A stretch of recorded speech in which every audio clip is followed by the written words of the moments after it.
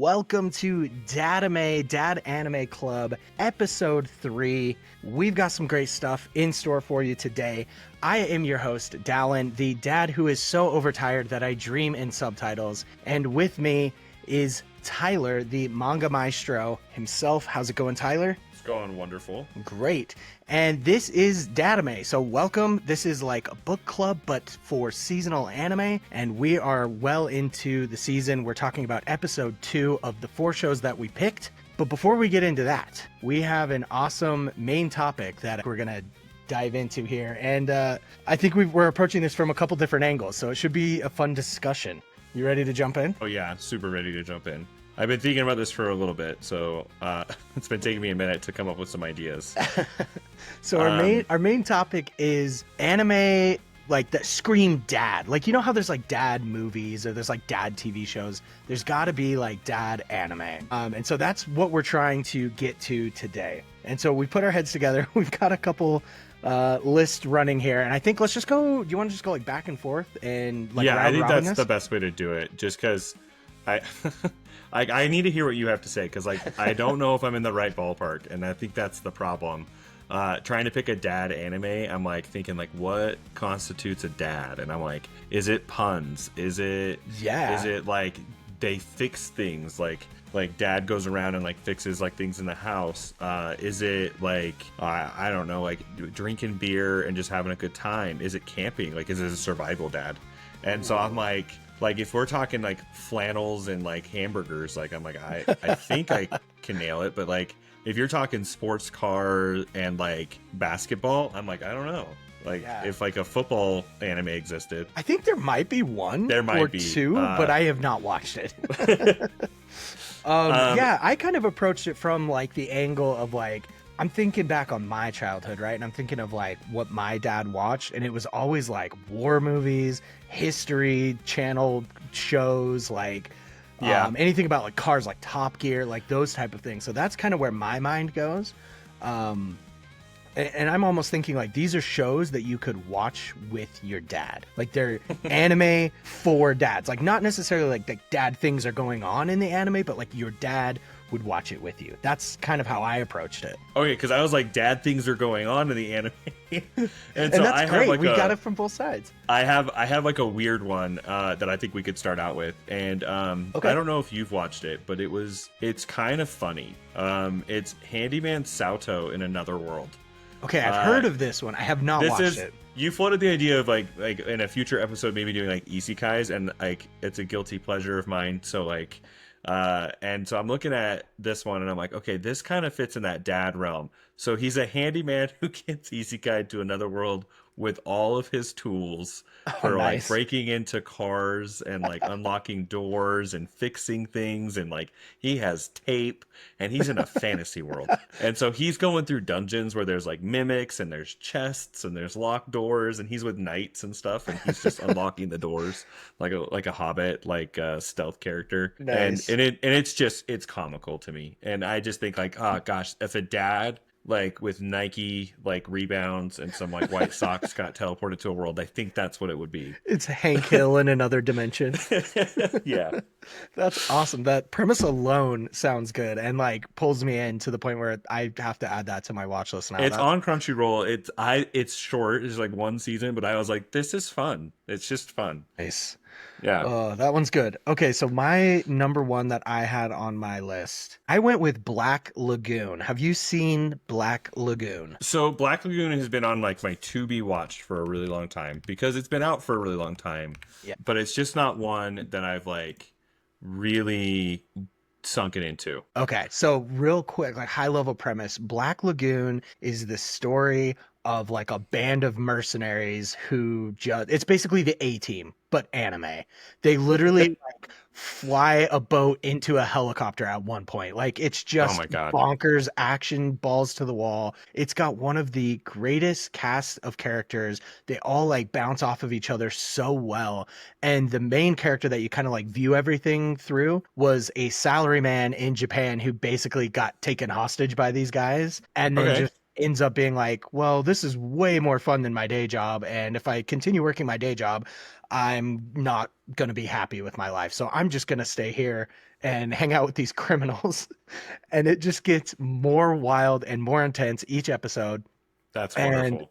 it gave us Revi, who is like one of the most badass female characters in anime. She's like dual pistols. Like, you ever seen the movie Wanted with Angelina Jolie? And she's like curving the bullet. That's basically Revi. Like, Oh, that's so wonderful. I love cool. that. Yeah, that's for me is like if you think like Chuck Norris, if you like A Team, like that's dad material to me. That Black Lagoon is that. Well, so then like I guess like if you're talking like okay, so what's a show I can watch with my dad? And like my dad likes McClintock and like spaghetti westerns and like these older westerns that Mhm. you would like you'd see like the Fistful of cowboy ride into Dollars and town. Yeah, yeah. cowboy rides into town like solves the problem with a gun. I'm thinking Trigun. I'm thinking Pet Cowboy Bebop. Right, these are those two classics that like I can sit down and watch, and then watching the Trigun movie at the end of the season is just like that's just an all out brawl, and it's just enjoyable. So if you're into like anime with some guns, there's a lot. But like I think Trigun and Cowboy Bebop really take the cake on that one. Absolutely. I think, yeah, those just scream dad anime to me, honestly.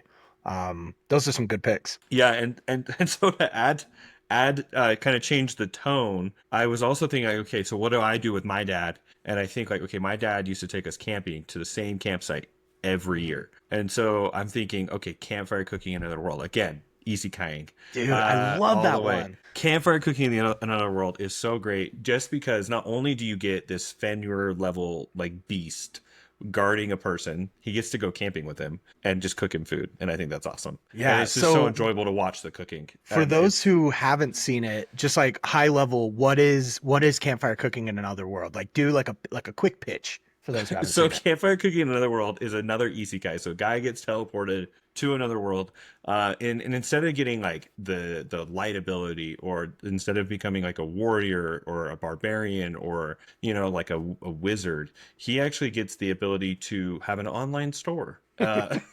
That's his ability, and so he's sitting here hungry in the middle of nowhere, and he's like, okay, well, I'm gonna pull out a wok and I'm gonna cook on this fire, and all he has for food is monsters. So he like Yeah, cuts up a monster and he cooks it, and he runs into a mythical creature, Fenrir. If you right. guys don't know your Norse mythology, like that's on you. uh right, and he ends up, and it's a mythical creature in the realm as well, and he ends up cooking for the creature, and the creature just loves his food. Not only does his food increase their stats, he has like he ends up getting friends along the way. He ends up getting an intelligent slime, and it's just an enjoyable fantasy story. Yeah. And then on top of that, the artists really took their time on the food. If Yeah. you like delicious and dungeon and cooking, it's a great one. It's just fun to sit back. And my wife keeps going, are they going to make another season? I think Because I think they are. I yeah, swear I heard somewhere that they were. so I know that I've gotten another manga drop after a long time of not seeing one. So I know Mm, that there's something moving. I just don't know how fast it's moving. right. It might just be one of those ones that just comes out slow. Yeah. And that honestly is such a good show too for just like a comfy vibe. Like Yeah. the stakes are real low. It's just about hanging out, having a good time. The Hmm. food looks amazing. Like if you like man, it's that anime food porn that everyone talks about. That is that show. It is so good looking. I'm sure like a fan of Food Wars is probably going to be like, that's not real food porn. Like, Sure. I absolutely. I'm sure that's but true. like to me, I'm like, it just looks really good. It just, I want to eat all that. Like the fried food that he makes in it Yeah. just looks fantastic. Absolutely. I've never watched an anime except this one where I've ended the episode and then been like, I want to try and make that. Like I'm gonna get Oh some yeah. noodles and some egg and like I don't have orc, but I've got pork and I'll, put some pork cutlets on there or something. Yeah, I'm totally thinking the same thing. I'm like, okay, that would be another one. It's kind of hard picking ones that I could watch with my dad, because my dad is always like, yeah, I really don't like cartoons, and I'm like, oh, Dad, I wish you knew.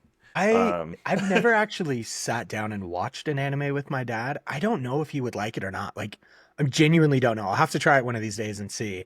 But I I think know if I my did, I'd wife's. probably start off with like Bebop or Trigun, like you said, because Oh that's yeah. just like classic dad stuff. Anyways, what were you gonna say? So I know my wife's dad, my father-in-law. He sat down and watched Death Note, and Mm. he really liked it. He actually can talk on it. Like he's like, okay, I really like this concept. I like the psychological thriller aspect of it. So he was able to take himself out of the situation Right. and kind of just watch it for what it was. And I thought that was really cool of him. That's a really good one. So if you yeah, like if you're like trying to get your dad interested into it, that's kind of the direction you might want to go, is like ones that aren't too anime or that you can, Yeah. kind of take yourself out of. And then I was thinking, okay, so dads are punny and dads are funny, and I have two for funny. Do you have any for like things that are punny? I don't have any things that are like funny. My list is so like different from yours. Yeah, The it's so next so one I on my list is like like a war one. okay, so So what do you got for a war one? Because uh, I don't have any of those. okay, great. So I've got Legend of the Galactic Heroes, and this Oh to my god, this me, sounds so awesome. this is like quintessential anime. Like if you have not watched the show, if you're only ever going to watch one anime in your life, this might be the one to watch. Now there's an old version and there's a version that has been in the works like pretty recently. I want to say like maybe like 2014 is when it came out, 2015, something like that. And it's by Studio Wit, if I'm remembering correctly. And basically, it's like, what if we took grand scale, like World War II, and put it up in space? And we have the Axis and the Allies, basically, and we've got infighting on this side, and we've got infighting on this side. And I have never seen an anime that speaks so like intelligently and so in depth on like moral dilemmas of war, like the cost of the one soldier versus the cost of the thousand, or the cost of, you know, tanking your morals for this one situation because you want to win, or like backstabbing and betrayal. Like it has everything.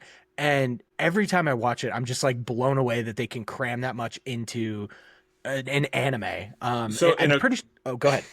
in a quick Google search, they describe it as a space opera, and the story is staged in the distant future within our Milky Way galaxy, where they terraform other worlds, and for 150 years, two space powers have intermittently warred with each other: the Galactic Empire and the Free Planets Alliance. Yes. This sounds so fun, on so many different levels. It sounds super serious. I feel like laughing at it because it just sounds so serious. It's really But not like serious. Like there are moments of comedy, there's moments of lightheartedness. The characters, like you actually like really can connect with the characters on both sides. Like there's heroes of the Empire, there's heroes of the Free Planets Alliance, but there's also villains of the good guys and so villains on the bad guys, and it's just my so good. political brain is like, hell yeah. Yeah, if you yes, exactly. If you want good politics, you will love Mhm. this. Okay, so twisting the tune now, going to punny animes. If you have a Let's punny anime, go. you can mention it. But the two that I thought of, one was Fooly Cooly. Just Mm, because it is completely ridiculous. And now I'm drawing a blank on the other one. But Fooly Cooly was the one I was thinking of because the dad in that is so funny. Just so are all the characters. And it's six yeah. episodes, so it's something your dad can watch with you and he doesn't have to commit forever. Yeah, and it's got some crazy animation style too, like so different from a lot of other things. Hmm. I love that one just for the visuals alone. Fully Cool is Yeah, and I awesome. think I think it's just weird. It's just weird as shit. But the second one is Way of the House Husband, was to another one I thought of as like, okay, so it's like legitimately he's like a dad, but he's taking care of the house, and it is the fastest comedy anime. Like it just goes from thing to thing to thing, and it is fast. And Nice. it's just like on cocaine. It's great. Uh, I think that one's on Netflix, right? So that one's yeah, like it is. readily It's available to watch. easy to, yeah, super. And I watched it with Meg, and she just had a blast with it. That's awesome. Okay, so the next one on my list. So when I think of movies that I watched with my dad growing up, one of the big ones that jumps out to me is Minority Report with Tom Cruise. That whole like pre-crime, like getting somebody in trouble for a crime they've yet to commit just because some like I psychic know where you're going. thought it was going to happen, right? Yeah. There's an anime very similar to this called Psychopass. Yep, I knew. Uh, so good. It's basically this pre-crime unit in Tokyo, in a futuristic Tokyo, where they have like an algorithm, like this supercomputer that just basically scans everybody's brain profiles to know who's likely to commit a crime, and then they go send these guys after them to go stop it, essentially. And we follow this like new to the program detective as she kind of questions why things work the way they do. She gets in way over her head. It's got all the tropes of like the veteran police detective who's like too hard boiled for this and they've seen it all, who kind of has to get softened by this, newbie. There's a classic like villain, like Sherlock Holmes style Moriarty villain in this one. Mhm. It's just real good if you like that kind of like twisty cat and mouse, but with some like tech added to it. I remember, I think the firearm from that one reminded me of a lot of like Control, like the video Yeah, game. And it was different. Like the tech, it was a cool part of the show. And you were kind of like, okay, I kind of want to know what's going on here. So I watched the first few episodes and I think I put it down for a little bit, but it was really enjoyable from what I remember. It was really good. yeah, that's the type of tech in an anime where it's like it's not so futuristic that it's like unbelievable. It's like Hmm. I could see that coming out in like 5 years type of tech. So Yeah. it's really cool in that regard. All right, Tyler, what do you got? What do you got next on your list? Oh my gosh, I think we kind of hit the end of my list. Okay. But if your dad's into sports, I know like Prince of Tennis has been going on forever. There is golfing ones. There Yeah, are the everybody loves like volleyball. Birdie Wing right now. That's been pretty Yeah, right. popular. And like for those of you who love soccer, Blue Lock is another one. Now I watched the first few episodes of Blue Lock and I liked it, but I know you have a different take on it. Is Yeah, so I went through all of Blue Lock season one Mhm. and I absolutely loved it. It's basically Yeah. like what if Dragon Ball Z characters played soccer? It's so Yeah. over the top. Like they kick the ball and like fire shoots out of it. Like they have like Yeah. auras glowing over them as they're like playing the game.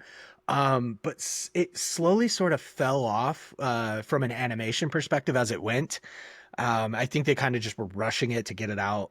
Season two had more of the same problems to the point where it kind of got to like like PowerPoint presentation anime, like just nothing's Just like a moving. frame and then like words over the frame. Yeah. Yeah. And it always ended where it was like, all right, we're going to do this 4-on-4 game. And you're like, all right, let's go. And then the episode would end like right as they took the pitch. And you're like, oh, dang, I got to watch the next one. And then you watch the next one and it does like 10 minutes of the match. And then it's the end of the episode. So like one match takes like 3 freaking episodes to get through. And they're friggin' they're JoJo Bizarre Adventuring you and like Yeah, like to be continued. exactly. Uh And so they kind of that's string you along that way. And so if you're going to binge it, fine, because you can just go to the next one. But like watching it live as it came out was pretty dang painful. I'm not going to lie. okay, so I do have one more actually. So having you talk about that, this is a painful one to watch if you guys haven't like actually sat down to watch it. But I've been reading it for a really long time.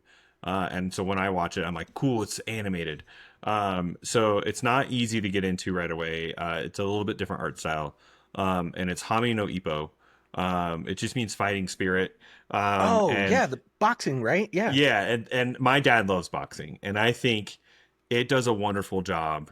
Like I could sit down and watch this anime, and they talk about but boxing maneuvers and a lot of stuff, and I love that anime. Yeah. I'm still Isn't reading that it; it's like still one coming of the out. longest running manga? Like, isn't it Yeah, like pretty much up there with like One Piece? it has more chapters than One Piece does right now. Wow, that's And insane. I know I'm not looking at you, but I have to check. Uh, Go how for many it. chapters? Okay, so Hamino Ippo has a 1,493 chapters Ooh. compared to the OG One Pieces. Where'd One Piece go? One Piece is 1,147. So there's 300 chapter difference. So that's like significant. That's Yeah. like a year's worth or more. But Now I will tell I'm you, I pretty took sure One a Piece is gonna pass that eventually. probably.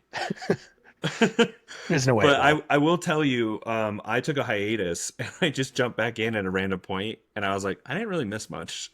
Hamino Ippo is really slow Okay. at telling its story, a lot like One Piece, but One Piece has its arcs. They're pretty thought out really well. I think that Hamino Ippo, I think I know where they're going, but they've been Mm, teasing it for like 200 chapters. gotcha.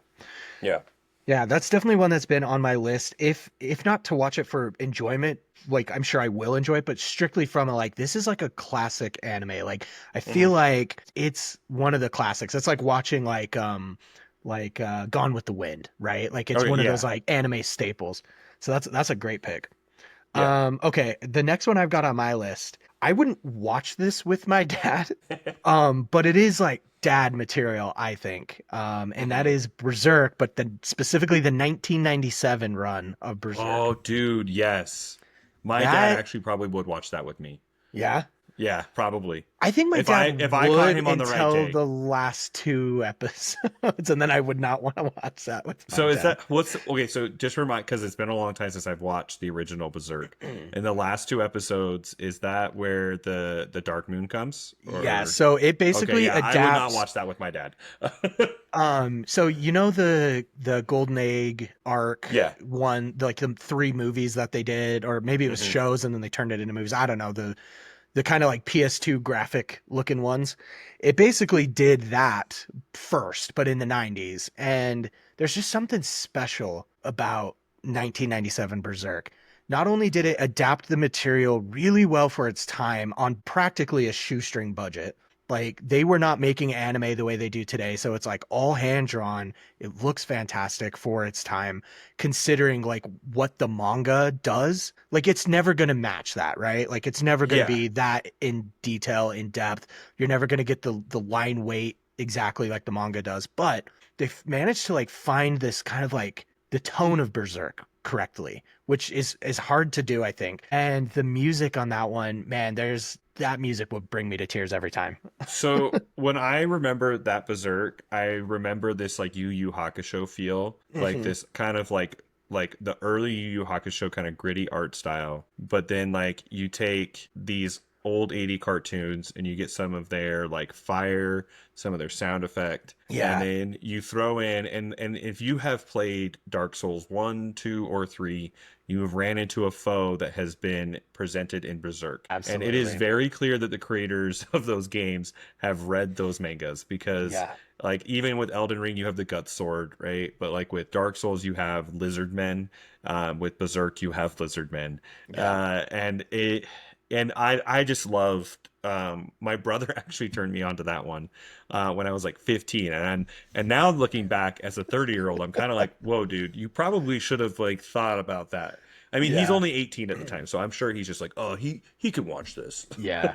I didn't get into Berserk until I was way older, like pre-COVID, just Yeah. barely before COVID. So like I don't know. I have a hard time recommending it to people because of the content.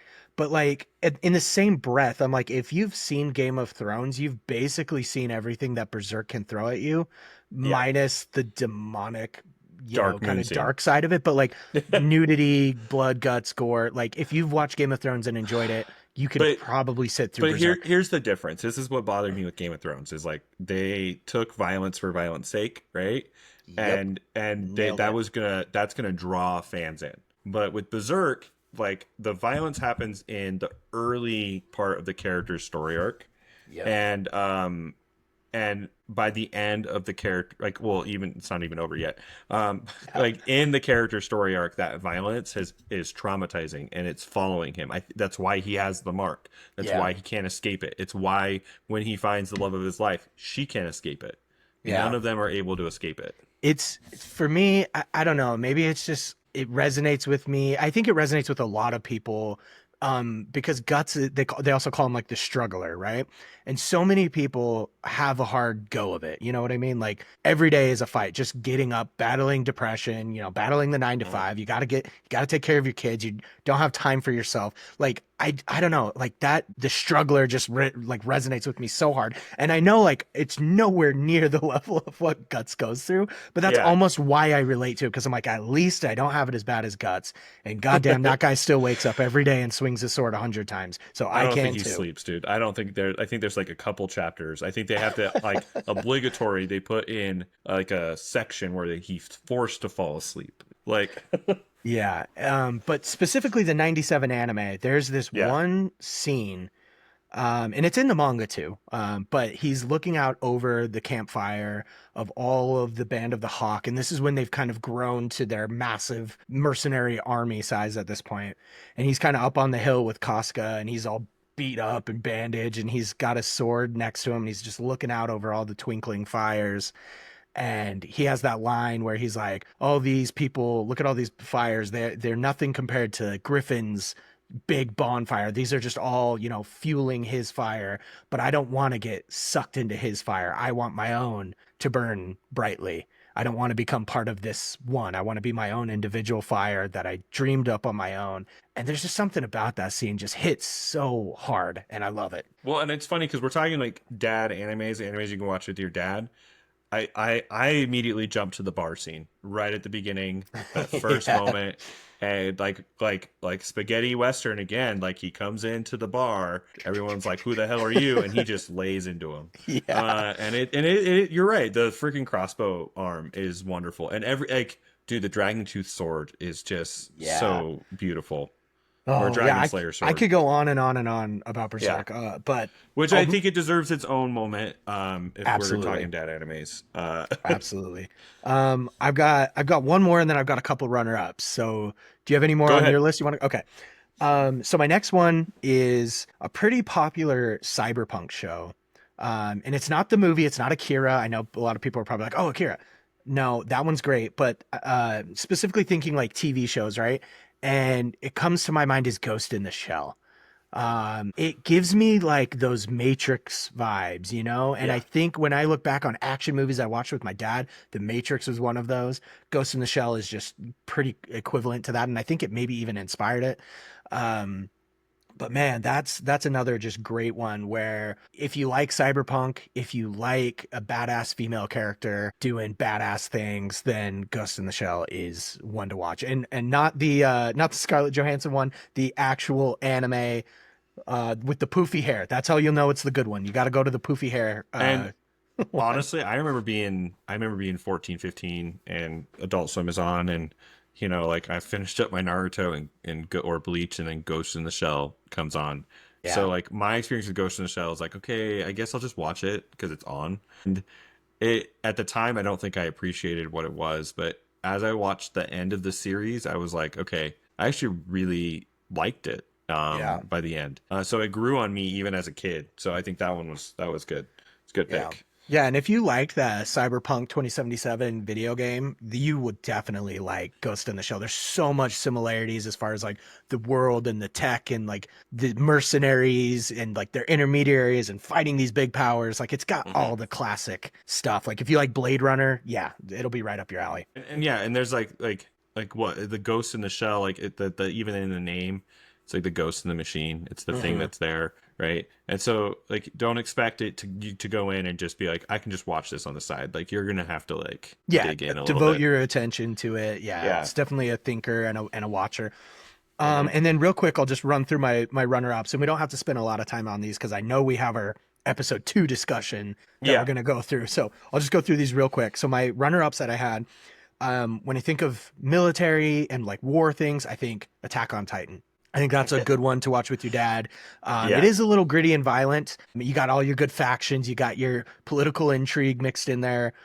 So that's a good one. The next one I have on my list is Gundam. Basically, any Gundam I think a dad would watch. Again, it goes ties back to the war stuff. Yeah, so like when I think Gundam, I don't always think my dad. I do think though that like if you are gonna pick a show, like the first set of Gundams, I did watch. It just took me like I've never been into mechs. If I Yeah, had to pick an anime that I avoid, it is mech animes. But it doesn't mean I haven't watched them. Like I yeah, do think my dad might be into the politics or even the sheer the awesomeness of an automatron just coming out like and fighting. But I guess it's a Gundam. But yeah. my brothers love Gundam.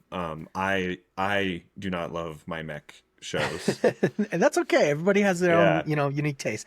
I think this like it's very kind of daunting to figure out like how to get into Gundam, but Mhm. luckily it's actually been made pretty easy. So I'll give you the rundown. So the way to get into Gundam is first you go on Crunchyroll and they have a prequel series that's about the main villain, Char, Okay. right? And it kind of sets up the political scenario of what's going on there and introduces you to the villain, but you're almost rooting for him because it's from like his perspective. Okay. Then the next thing you do is you go on Netflix and they broke down the original old series into three movies and you just watch them in order one, two, and three. That Okay. sets you up for Gundam. Once you've done that, it's kind of like there's a chronological order you can go, or you can just kind of, mix and match from there. But if you get Okay. those ones down, the prequel and the three movies, you've basically got the story of Gundam. Okay. So I probably will end up watching Gundam. I mean, I did watch Neon Evangelion, so like when COVID hit, that I just sat in my basement and watched that one. So like Yeah. I can watch mech animes. It's just I Yeah, avoid that's a them. very So different flavor. yeah, Absolutely. So like if Gundam's not doing it for you, Neon Genesis Evangelion is yeah. probably the one to go to. Well, and if you're talking thinker too, like I'm thinking back to Ghost in the Shell, I'm like you don't just sit there and watch Evangelion. You just kind of have to like Yeah. actually think while you're watching it. When I watched that one, I honestly I had this notebook here with me and I was like taking notes as I was watching to be Oh like, my gosh. what does this mean? Why is there so much like horror elements in this show? Why is there creepy like eyeballs and what's up with the flashbacks and like why yeah, I had to like And keep a I'm sitting here notebook with just that one. going, I love the intro. I There's like something listen to that song on like on it's on my playlists. Like I nice. love that song. There's something about Evangelion. I think it's episode 4. It's the episode where he tries to like kind of run away from his past, Okay. or I guess from his situation. And Hmm.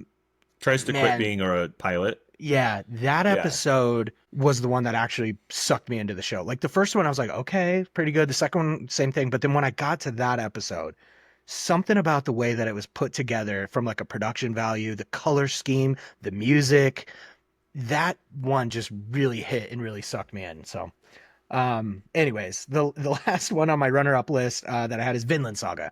What dad doesn't like Vikings, right? Yeah, I mean, I think you can watch Vinland Saga and be like, this is a story about a dad's love for his kid. But then it Yep. turns into a kid seeking revenge. Then it turns into a kid respecting his father's like wishes and or almost like learning from his father's mistakes or like Yeah. reliving his father's mistakes. And then kind of paying penance for that. And I loved Vinland Saga. I loved reading it. I loved watching it. The movement in it, the choreography in that one, that's a really good one. To add to a historical, at least manga I can speak from is Kingdom. I Okay. know they have an adaptation for animation. But if you are a nerd on Chinese history, which is what got me as a history teacher to like want to study history was Chinese history. Solid. So I'm sitting here watching it going, heck yeah, this is awesome. But I don't know how everyone else would feel about Kingdom. It to me, I ignore the art style. It is what it is. Yeah. But it is enjoyable for me to read. I love it. Every Yeah, minute of that one. I've heard that if you're gonna, take in Kingdom, the best way to do it is to read it because the anime, from what I've heard, I haven't watched it myself, but like the first maybe it's 2 or 3 seasons are like really rough to get Hmm. through, and then it kind of finds its groove. But that's asking a lot to watch 3 seasons of a show before it gets good. Like just read it at that point. So Just read the manga. controversially, that's how I feel about JoJo. Uh, JoJo's I Bizarre don't know Adventure. that I'm that's like, controversial at all. I'm like my students are like, watch JoJo's Bizarre Adventure. I'm like, I've watched 3 seasons of it and I don't like it. Yeah, they're like But I in it do for get the your Dio memes, right? jokes. Yeah. Yeah. They want the Dio meme. They want Yeah. they're probably liking, the Steel Ball Run and like from kind of like from there on. Yeah, they're like Jotaro. They like Joestar. Mm. They like the Japanese version better. And I'm like, I don't really like it. It's like mechs. Solid. Okay, so there you go. There is our list of dad anime. We kind of took it from a couple different angles. Like we took it from the angle of you can watch this with your dad. We took it from the what did you say, flannels and hamburgers? Yeah. I love that. So there we go. That's our dad list. Let's jump into our discussion of episode 2 of the 4 shows that we've watched. And like I mentioned with Evangelion, I've got a journal full of, of my thoughts here. Where do you want to start? I do want to start with To Be Hero X Okay. because I think we talked a lot about different shows in animation, and we've talked a lot about shows that are just different. And I do think I think I'm on the right track with To Be Hero X. If you've watched episode 2, or beyond, you're noticing that the animation changes in the Yeah. fight sequences. And again, I think it's when he truly believes he's the hero, the sequence changes. Yeah. And I loved this second episode way more than I loved the first one. And I like the first one. I was still Really? confused of what the hell's going on. That's Um, awesome. but I love Moon. I think she's awesome. I think she was a great additive, and I'm like, oh my gosh, they're gonna kill her off at the end of this episode. Like, I Yeah, know so it's a let blood let's pack. let's talk the kind of synopsis of what happens here in episode 2. Hmm. So the episode is called Moon, and Hmm. it's clearly focused on Moon as a character. We Yeah. get more of her backstory, more of her reasoning. In fact, it actually just starts immediately with a different animation style than we've already seen, kind of a Hmm. more rough and scratchy animation style that gives us her backstory. But like already in the intro, the music is wonderful. There, Yeah. you ended the last episode with Moon dead, and Right. bleeding on the bed, and then the next episode she's alive and she hates our main character, Yeah. and I think that's it's funny. And then they are locked in a room together for a couple days, and they Yeah, have to it's try to get along, they and basically he just loves do her. they basically do the ultimate mom punishment where they're like, "You're grounded, no internet, no TV. We're locking you in this room until you figure it out." It's more of like it's like how prearranged marriages work in my mind. We just lock you in a room till you like each other. Yeah, Uh, lock you in a room until you get a little too curious, if you know what I yeah. mean. So so then after that they come up with the idea about making the romance be a tragic ending, and that Moon dies. She can have her freedom away from the company, and then but the fans still like will latch onto the story. We obviously can tell that that's not what happens. Right. The villain shows up, the nemesis shows up, and it just gets more and more interesting from there. Yeah, I thought the one thing I guess there's kind of two complaints I have with this episode. Overall, I think it's a very good episode, and I Yeah. think you're right. It's better than episode 1, which is kind of crazy to think of considering how good of a start it was. Yeah. But I think the first thing that kind of not really like ticked me off, but kind of made me just be like, oh, of course they did that, is Moon isn't dead. Right off the bat, she's alive. I'm like, okay, I hate that. It's like, is it a dream? Is it that So Nice is like viewing some alternate version of the future? Or is it the idea being planted into his head to have her die later? You know what I mean? Like, it's interesting, but it could it also be kind a of feels like a cop out. psychosis. Like the powers might have a side effect, right? Yeah. Because the way he's seeing the world changes when he does the hero fights, and it's like, oh, you've thrown puzzles at me before, and like he might be psychotic. Like we might have a character who's like a not like honest narrator, He's not but nice. yeah, he's not nice, right? Like, but I was thinking about the scene that I love the most, which is Moon is sitting there in the middle of this battle with Nemesis, and she really doesn't. She has like super strength and she can teleport, and that's about it. She can easily die in this episode, and she is like trying to die so she can escape her contract, Yeah. and she's laying there on the ground like stab me, kill me, Like, come and I'm just on, finish me laughing. off. And I thought that was a great second episode. Yeah. Um, yeah, I like Um, that one. Yeah, and we get this really cool reveal about Moon's power because he at one point he's like, if you hate it so much, what you can teleport anywhere. What are you doing? Just teleport out of here. And you come to find out as they talk and kind of get closer to each other, she can't leave Nice's side because the will of the people is to have the two of them together. And so anytime she wants to teleport somebody, she can't because the will of everyone else wants her to be next to Nice. So she So her, always teleports to Nice. hmm And and that's I just think like a that's the tragic, like, yeah. There is that like there's a duality to that. There's the main villain, the nemesis. He's best friends with Nice before Nice becomes a superhero, yeah, and so when Nice is being a superhero, he gets to play the villain role, and they're a pair. yeah, But the way that they're presented is that they're nemesises, and so she gets to be with him the entire time, and she doesn't want to be with him. Nice doesn't want to be with her. He's right. like all about perfection, and then oh, I'm sorry, my cat. Hi, I'll have to kitty. edit her out. No, Uh, it's fine. Cats are welcome. um, This is an anime podcast yeah, after I all. guess that's fair. But anyway, so nice. He gets to be with this girl that doesn't get to marry him, doesn't want to be with him, and his best friend is basically locked away from ever talking to him. And so like there's that conflict there, that duality of like one person actually wants to be his friend and the other person doesn't even want to be Yeah. in the room. Absolutely. And then yeah, they have this fight where he's like, "Why haven't you been talking to me? Why have you been, not returning my calls? Why have you not been answering my texts?" And then he breaks the truth bomb on him. "Hey, the real nice is dead. I'm not the guy who you think I am." Hmm. And that was a pretty big moment.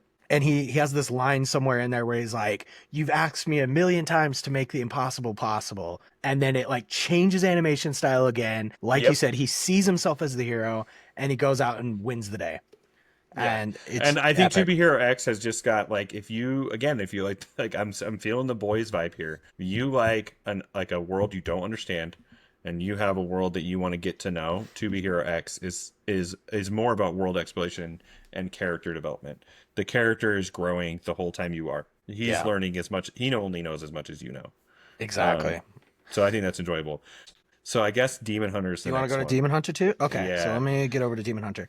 So yeah, Demon Hunter, or sort of the Demon Hunter, episode Yeah. two.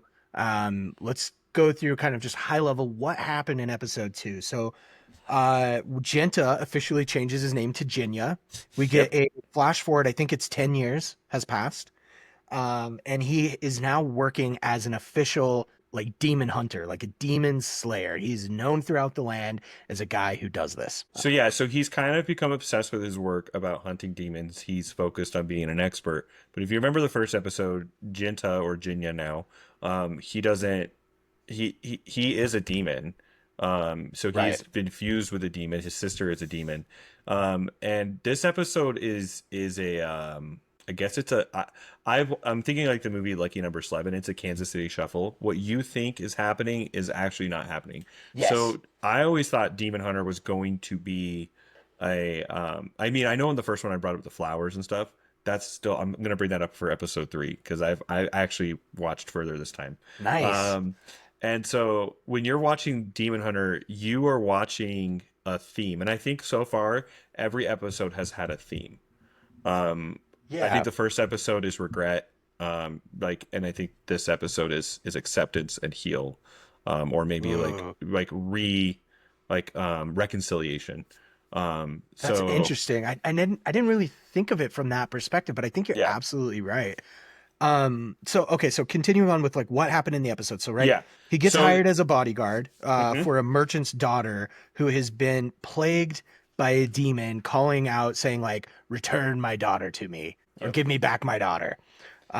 So what happens from there? So Jinya is fired immediately upon meeting the old man, the merchant, and the daughter. The daughter fires him, and he leaves. And the house bodyguard decides to defend her at night, and this demon pulls itself out of the muck and is calling out to her, "Return my daughter." So you're thinking, okay, so this old man stole his daughter, or this girl is part demon.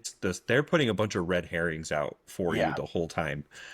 And at the end, he cuts the demon in half. It flows away in black smoke, yeah. unlike all the other demons he's killed so far, which flow away in white smoke. And so that's not the end. He looks at the little girl and he figures it out pretty quickly. Demons are born in a couple different ways. Do you know the different ways that the demons are born? There. So remind me what he says. So They can come from emotion. I remember they can that one. that so they come so that's the one for this episode. So they come from two demons mating like a Right. normal like parents. They come from sexual assault, or they come from emotions. And this demon is born from the child's emotion in this episode. Yeah. And so Yeah. we find out kind of the backstory of this merchant is he has this really tragic past where a demon killed his wife and son. His And son then ran away, actually. oh, His was it son a ran different away. way? Okay. Thanks for clarifying that. And Hmm. then that's right. And then he adopts this girl. And it kind of creates this weird dynamic between them where she always feels like I'm the replacement for the son, Yep. and he doesn't actually truly love me. And from that emotion is born this demon. Now that episode ends after that saying like, okay, you can kill this demon, and I've come to grips with that. That's my emotion, and basically saying he's going to kill that emotion. But it gets even better than that It because after does. she leaves and she shuts the door, the demon comes back. The demon was supposed to be dead, Right. right? We watched the white smoke. It was supposed to be dead, but it wasn't dead. Do you know why? Like this is like beautiful. Yeah, This and is then good writing. it ends up coming back that the twist is like her insecurity was part of it, but muddled in with that mix of everything was the his mother basically, right? Yeah, so the twist is, and this is, it doesn't come out and just say it. They're at Jinya's house from when he was a kid. That merchant is his father, and that demon is his Oh. mother who was murdered uh Okay. Oh, I gotta by go a demon. rewatch. I Yeah, gotta you have rewatch to this. go Oh rewatch my it. gosh. That's You're his blowing my mind house. right now. You're blowing my mind. That's his house. So when he leaves at the end of the episode, right? When he leaves at the end of the episode, he's killed his mom's demon spirit, right? And she's looking for him.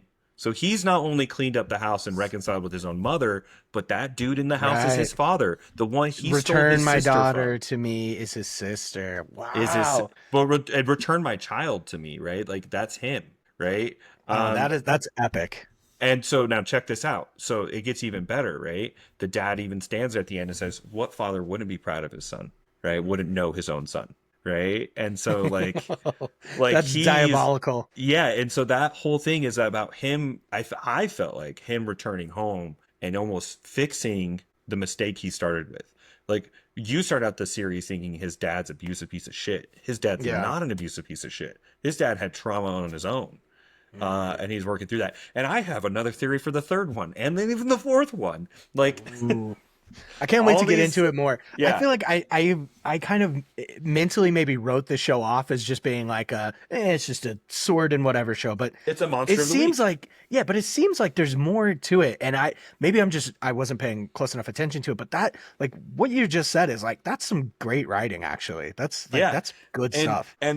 dude, pay attention to the flowers. I'm telling you right now, there is a theme going on here.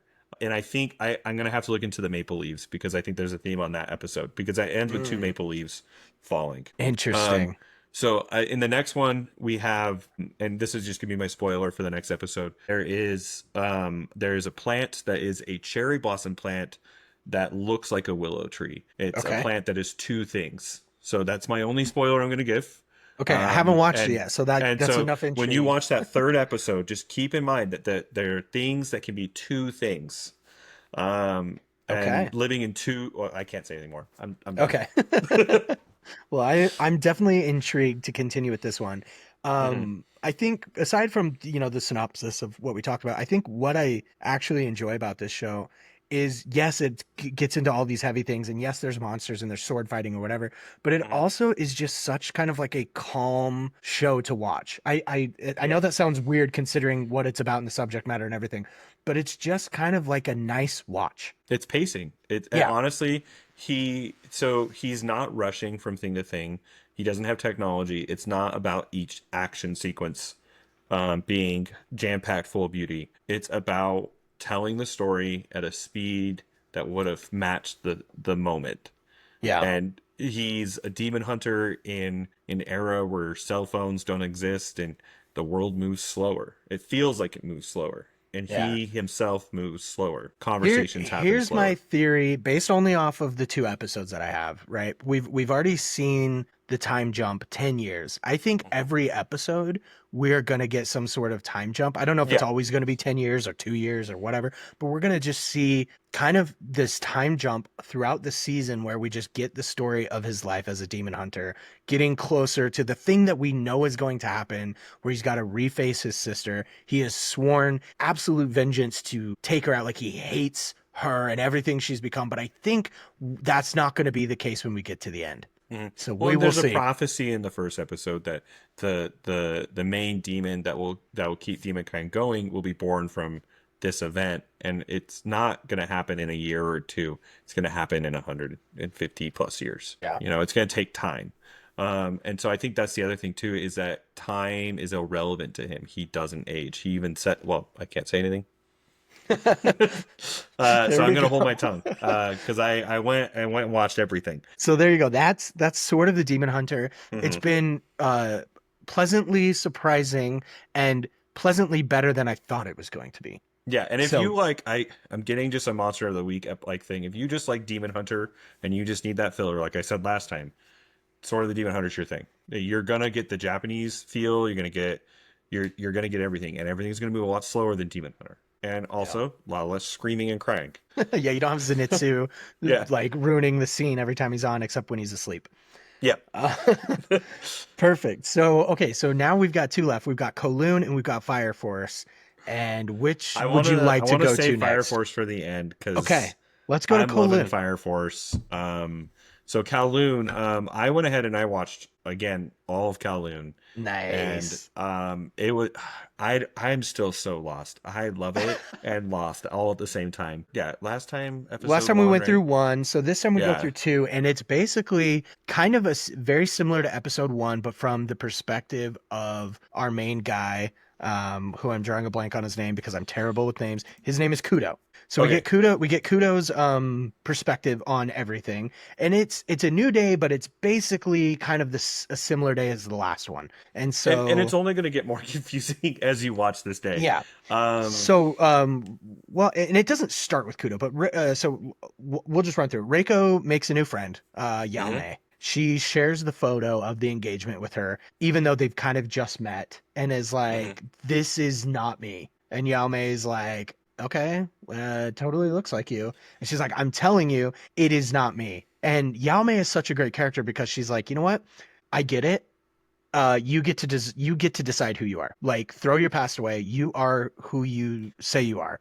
And if And then you she kind of don't, points to herself, head to toe. I am completely a new person. I'm not who I was. I threw away my past when I came here. and so like for those of you who are watching, Yao Mei has done plastic surgery on her whole body. Mhm. And again, there's a pharmaceutical company that is definitely playing a huge role here. Yeah, Um, Habunima or whatever, Habinima or something like that. Yeah, Yeah. and so Yao Mei asks, well, I think actually Kudo is really important here. So we get some flashbacks, I believe, in this episode of the Yes. past, and Reiko in the past. Kudo, and so you start out the first episode seeing her during her workday. Well, you get to see Kudo get hired in these flashbacks, Yeah, he and gets the transferred to the original, Kowloon branch. Yeah. yeah, and the original, is it Rika? Is that Reiko. Reiko. And the original Reiko is there, and she is not the same as the Reiko you know. No, The she even Reiko has you a different know, voice actor. It's yeah. crazy. Well, and they have such a different personality. You have a docile, really timid individual, and versus this more aggressive, confident woman. Yeah, Um, basically the personality you see Kudo with in the first episode where he's like, "No, we're going to this place. No, we're doing this thing. No, we're going this way." That's actually Reiko's personality from the past. Yeah, and what I think is really great is that there's a lot of symbolism in this. And so be watching for words and watching for Chinese words. So kudo sounds like 8. Well, in the first episode, kudo touches every number 8 he walks by, but he didn't do that when he first arrived at Kowloon. He Yeah. only touched the 8s after he met Reiko. And so he's sitting here walking through the town touching things that remind him of her, Yeah. this woman that he loves. And what's crazy to me with this one is when we kind of see Kudo's first day and we see all the things that he goes through, and then it dawns on you that all of episode one was Kudo trying to recreate his introduction to Kowloon from all the things that Reiko gave to him. He's trying to give that back to her. And man, that hurt my heart when once I like Yeah. figured that. I was like, oh my gosh, the smoking after drinking the watermelon juice. He's like, when he does it the first time, he's like, oh, this is nasty. But then he learned to love it because of what it meant. Because it reminded him of her. Well, the And restaurant they go to is the one that the she takes him restaurant to go to. to, yeah, the Uh, whole saying where she's like a flickering street light, a moldy back alley. I'm in love with Kowloon. Like that whole thing that he says to her is secondhand from Reiko. Oh, Absolutely. And then nostalgia is just something you love that you're holding in, right? Well, what is Reiko to him besides a love that he's holding in and then yeah, projecting on a whole nother person that looks absolutely. identical to the person you love? So I think when you're looking at this episode, you need to look at it from him, and you like this isn't easy for him. So So Reiko and Yaume, they go eat at a lemon chicken place. oh yeah, And it kind of plants that into her that was mind good. that that was good. Um, Kudo is out looking for Gwen. That was the waiter Hmm. that they bumped into, and he is no longer there. Yeah, he Um, quit. he he looks her up. He looks him up on the like realtor system, and it gets like a forbidden message on the screen, like Yeah. what's going on there. Meanwhile, the girls are also looking for him to try and find out what's going on. They can't find him anywhere. Hmm.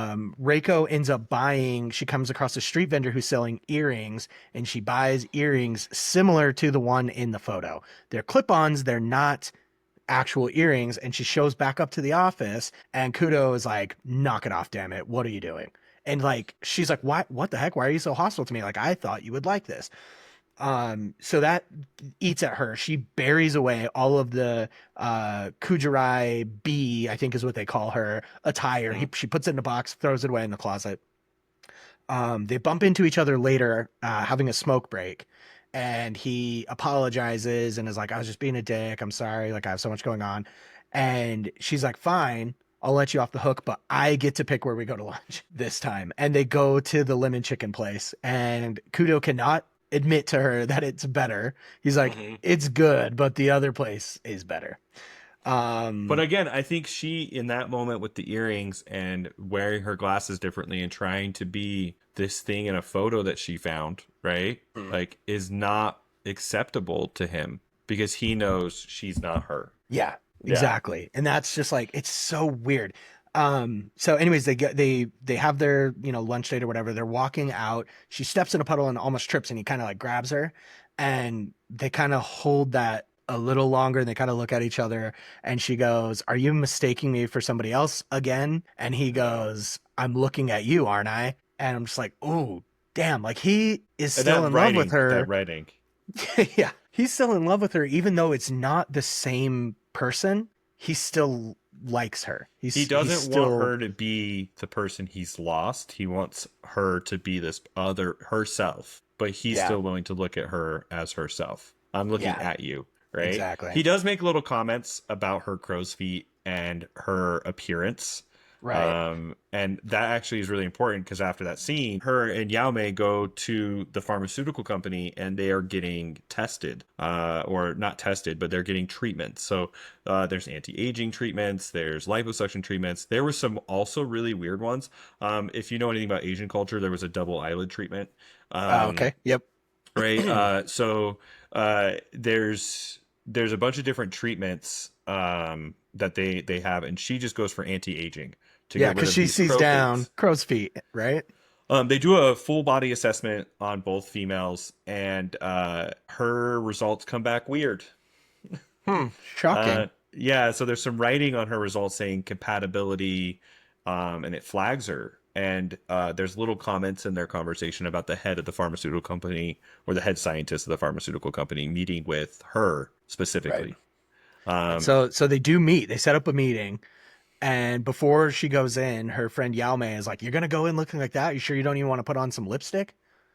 And that, I think you talked about this from the first time. It's like that apple flavored, like Garden of Eden lipstick, which is Yeah, so crazy. actually, so this one's actually really really important. So she goes in, and that's not the lipstick yet. That's just plain old lipstick.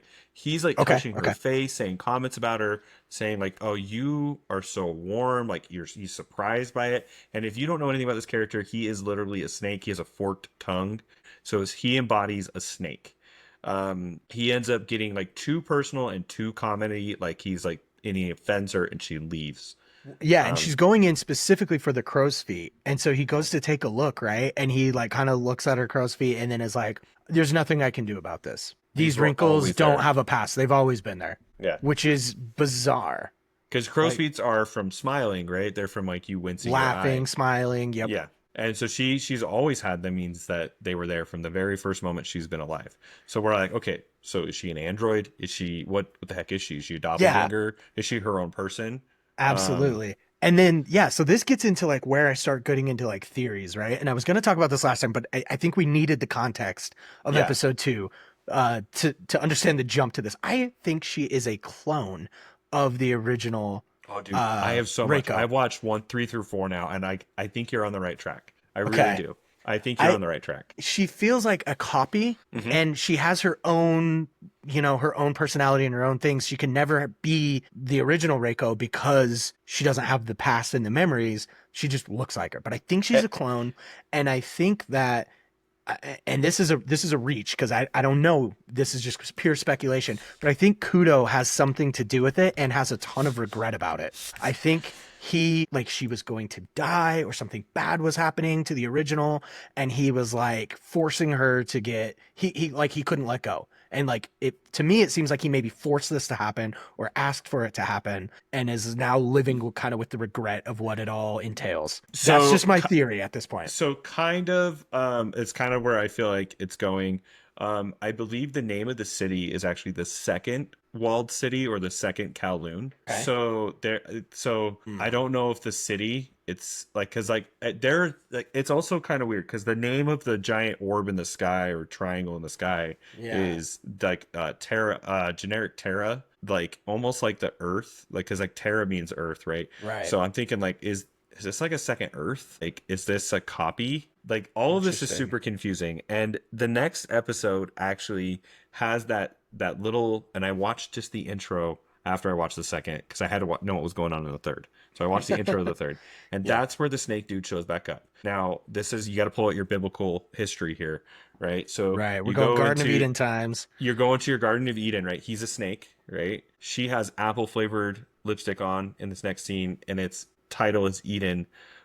If you take a bite of the apple of knowledge, right, or if you're tempted by the You're snake cast for out. knowledge, it's not going to lead to what you want. It's going to lead to you being, your bliss will be taken away. And so I think this is a warning that episode 3 and 4, the bliss will begin to erode. As more knowledge is given to the characters, as we gain more knowledge, we will not be happy with the outcome. Yeah. And we kind of touched on that last time, that we thought that maybe like the price of knowledge was going to be kind of a theme of this. Like, what are you Hmm. willing to pay to know the truth? And that's both as the audience and as the characters. And to be 100% honest, I think it would be so great if this show didn't actually get like a happy ending. Like, it would almost be better if it What gets is the ending. nostalgia?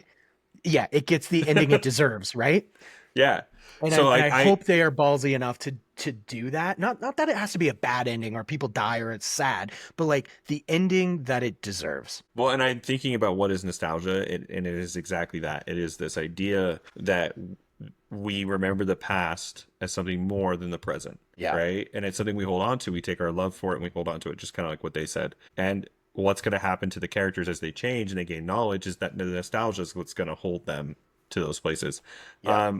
I need you. We need to watch episode 3 and 4 because this one has got so much to chew on. It's got so Nice. much. Oh, I can't wait to keep going with But this one. but Next week's we discussion is gotta gonna be watch. We crazy. gotta talk about Fire Force because Yeah, let's jump over to Fire Force because holy crap, this show is going to some awesome places. I so cannot wait. how much of you have you watched? Because So I watched through the first three, but okay, same here. for the sake of the podcast, I went back and just rewatched episode two because we're specifically focusing on episode two for Hmm. this discussion. So in Um, episode 1, Burns has switched sides and they have kidnapped Captain of the Eighth, yeah, Obi. they got Obi. They got Obi. So Uh, this episode starts in ugh. such a weird way. Hmm. It's immediately like, boom, Adela Link. Shinra has an Adela Link with Burns. And in the back of my mind, because of what you said last time, where you're like, I think Burns is just playing the long game. Immediately in my mind, I'm like, did Burns do that on purpose? Did he purposely Adela Link with Shinra to let him know, hey, you better get your ass here before they kill Obi? Like, that's where my brain immediately is going with that one. I don't know if Yeah. that's true, but you planted the seed and now I can't unsee it. So now, the Team 8 has to make a choice, and they're all going to become outlaws, and they're going to go after Obi. Yeah, and Um, it sort of does this quick little flashback to mhm. when it was just Obi and the dude who wears all the silly hats all the time. Yeah. When they were kind of the only members of eight. Hmm. And he's like, I never really like ask you about your family or anything like that. And we find out like Obi is just like this really cool guy. He just really loves people. And at that point, the dude in the hat is like, you're going to be the king. No, you know what? You're going to be like the dad of our group. And he's like, well, I guess I am of the age where I could have kids or whatever. And I think that's absolutely true. Obi is the dad of Fire Force 8 of Group 8. Yeah, and he has such this ragtag team. I'm thinking like Arthur and all the characters. They're just not good on their own as Yeah. characters. Like they can't hold their own, but as a team, they're a wonderful combo. Um, so they begin their rescue heist. They Is set up for it here. Yeah, they set So up for it. So they're gonna um take the matchbox and they're gonna leave the church. right. So they Yeah. head out. It kind of cuts to this TV. These people are Hmm. walking by and they hear that, oh, the captain of the eighth was doing all this terrible things. And so they kind of like slander him and they're trying to change the public opinion of Obi and of Unit 8. Well, and they're Um, talking that Shira's on the run, that he was kidnapped. He doesn't yeah. want to be away from like he doesn't want to be with eight. He wants to be with the church and the main government. And at the end of the day, that's just not true. And that's the best part about that TV part because it shows the other chapters, the other Fire Force, Yes. the other fire stations, and they're all talking about like this doesn't seem right. This isn't Obi. This isn't Yeah. Shinra. And when it gets to 7, which is Benimaru's group, they're like, why aren't they here? They should come here. And Benimaru's like, no, no, no. They know they have a ton of heat and he's not bringing that to my town. They're doing Yeah. this out of respect. Yeah. Like, I loved that line. Like, Benny's smart enough to just see through the bullshit. He's an Benny's awesome. anti-nationalist anyways. He Yeah. hates what's going on. He just wants his own thing. Such a solid character. Um, and then the next thing we get is the mad scientist dude, who I can Hmm. never remember his name. He Lich. actually I think it's find Light or Lich. yeah, licked and Licht. licked There or you go. something like that. Yeah. Yeah. He reveals his hand. Finally. We've known for a while that he's been kind of in the shadows, maybe playing both sides, and he finally just comes out and is like, okay, guys, you need me now. It's my turn to shine. I love that you said in the shadows because he literally calls himself a dark hero. Yeah, I Uh, love that. he literally calls himself a dark hero, and guess who is standing right there, ready to help him? My The favorite Joker. character of the Yeah, whole series, baby. I know you love Benny Maru, but Benny Maru, dude. Joker's my guy. Well, and I love Shinra because I don't know if he says it in three or two, because I watched them like back to back, but it might be two. He says, "Well, I could take on Burns, and I could take on you." And he's like, Yeah. "What about Benny? What about Benny Maru?" And he's like, "Hell no." He's like, I'm not suicidal, you Yeah, idiot. Yeah, yeah. that's in this episode.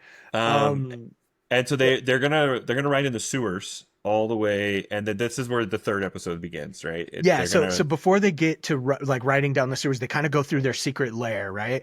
And they see like they've been living in the sewers, which Mhm. is basically hell in their mind because they've been told like it's off limits, don't go down there. Yep. There's terrible things down there, all to just scare them away from finding out stuff. So Joker and Licht have been living down there in this kind of secret lab, planning everything. Joker knows where Obi is, so they need him. They have no choice but to work with him at this point. And he tells Shinra, like, didn't you know I've been on your side all along? Like, are you stupid? I'm not a bad guy. I'm just the guy working from the shadows. I'm like you said, the dark hero, Hero which or is, devil, right? That's the first thing he puts in the smoke for yep, Shinra. Yeah. yep, absolutely. And I love that kind of idea of, um, that the White Knight, like Shinra and Obi, only get to be White Knights because there are people in the shadows doing the dirty work to keep their hands clean. Well, and that's what Um, Joker's talking about, right? He's Absolutely. literally talking about that. Like, I've only seen a couple lights, and Obi is needed by the Empire, and so are you. Yeah, that's exactly what I was getting to. That line hits so hard in this episode. Hmm. It just really like kind of ties the episode together. And then yeah, they're just chasing down the tunnel to go get Because Obi. I think the author needs to say like, why are they willing to go to hell and back for Obi? He has no power. He's weak Hmm. compared to everyone else there. He has no strength. He's weak. He's just really muscular. No, Yeah. And speaking of like muscular, the whole time he's yeah. in prison, he's just in there doing push-ups and crunches, getting Oh, even and more then ripped. it ends with, oh gosh, this is so stressful. It ends with Yes. Gold walking Mm. in, and Gold is sitting there, and she's floating coins in the air, and she's counting them. And as she counts them, at the very end, right there, there's a freaking infernal bug. Yep. And that's where we get left off, and that is so frustrating because if Obi goes infernal, I'm gonna be so mad. But if Obi gets a superpower, I'm gonna be so happy. Yeah, here's the thing with that. It's like it can kind of go both ways, right? Because they know that they've been trying to infuse the bugs into people to try and create more of the pillars, right?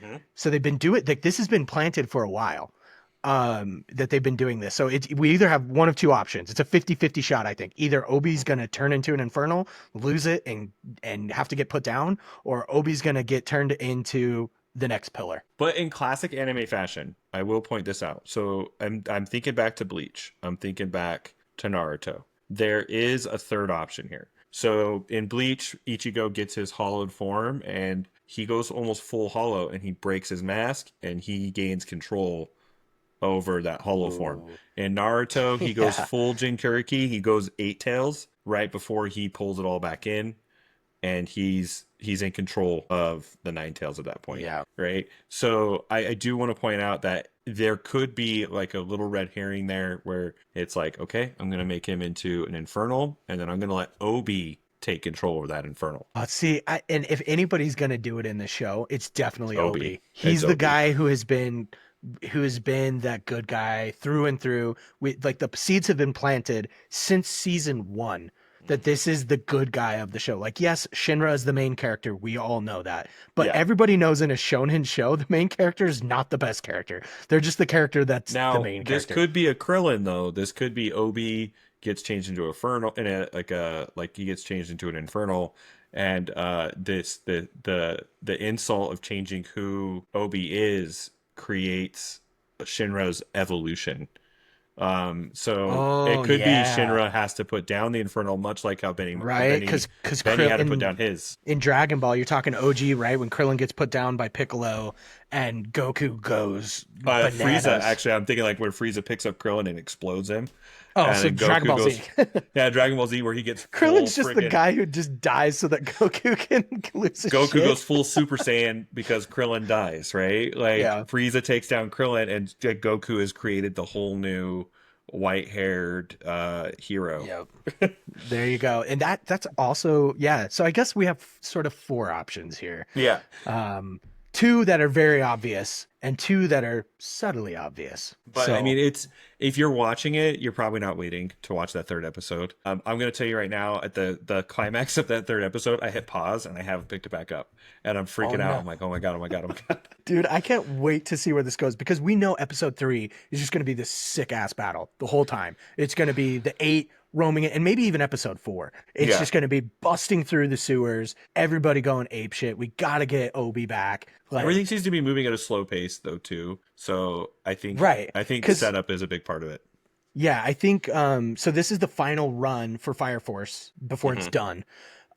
But I think what's happening is we're actually getting this. Normally they do 2 core shows kind of back to back. A lot of times they go back to back. But with Fire Force, we're getting the first half of season 3 now, and the second half of season 3, I think in fall. So we have to all of some. It's going to end, and then we have all of summer anime to wait and be patient, and then it will pick back up again in fall to give us I that have been so final chapter. patient. A little bit of time in the summer will not kill me. Yeah, Uh, exactly. Everybody who's been watching it as it airs is like, no big deal. I can wait. yeah. But for me, who's been like binging it over the last like 2 weeks, I'm like, dude, a 3-month hiatus from this thing's gonna kill me. And I will. I wanted to save it for last because I've been having. I remember why I picked it now. Like because I've been going back through and I've been watching. I'm like, this is just good. It's got good build So up. good. It's got good movement. It's got good sound effects. I like it. Yeah. And I think too, one of the big appeals for me, and I know this isn't going to be an appeal for everyone, is very like a kind of personal appeal to the show. But one of the things that really drew me into the show is this conflict with religion and individual, right? The religion has caused so much trauma and problems for everyday people, and these guys are realizing I have to fight against this, even though everyone says it's good. And like that just resonates with me personally. Like, whatever your religious beliefs are, we're not getting into that on the podcast. But for me personally, like that's a big part of my life, and it just hits that raw emotional like nerve every time I watch it. And I Well, and I love think that. this is a thing in anime. There's like the dude who has faith, and then there's the institution, and those two things are Yes, separated. And I think that the institution being corrupt and the faith being corrupt are different things. Like absolutely. you're looking at Burns in this and going, why the hell did you switch sides? And I don't think Burns really switched sides. I think Burns has always been stable in the faith. It's just who's directing where his faith is leading him might Yeah. be like it might be different for him. Absolutely. And then it touches on the theme of like people will do bad things in the name of something good because people believe it's good. And if people think this is good, you can easily lead them astray under the guise of religion or under the guise of politics or power or, you know, whatever the case may be. It's once you have a lot of people bought into it, it's very easy to just push them a direction, it's ever so slightly, and tip them, and now they're doing bad things. Unless they're Arthur. Unless they're Arthur. Unless they're Arthur. Because if you have watched the show, Arthur is probably the most unbending character. Shinra, you think is stubborn, but Arthur is even more stubborn. His Yeah. whole reality is my favorite.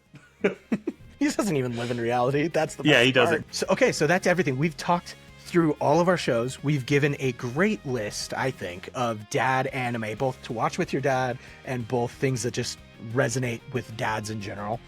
So that's all we have for you today for episode 3. Thanks so much for watching. Thanks so much for listening. We are on YouTube. We're on Spotify. We are on Amazon Music. Basically anywhere you can get a podcast, we are there. So thanks for, watching, listening. Give a like, a thumbs up, a subscription, wherever you are consuming this.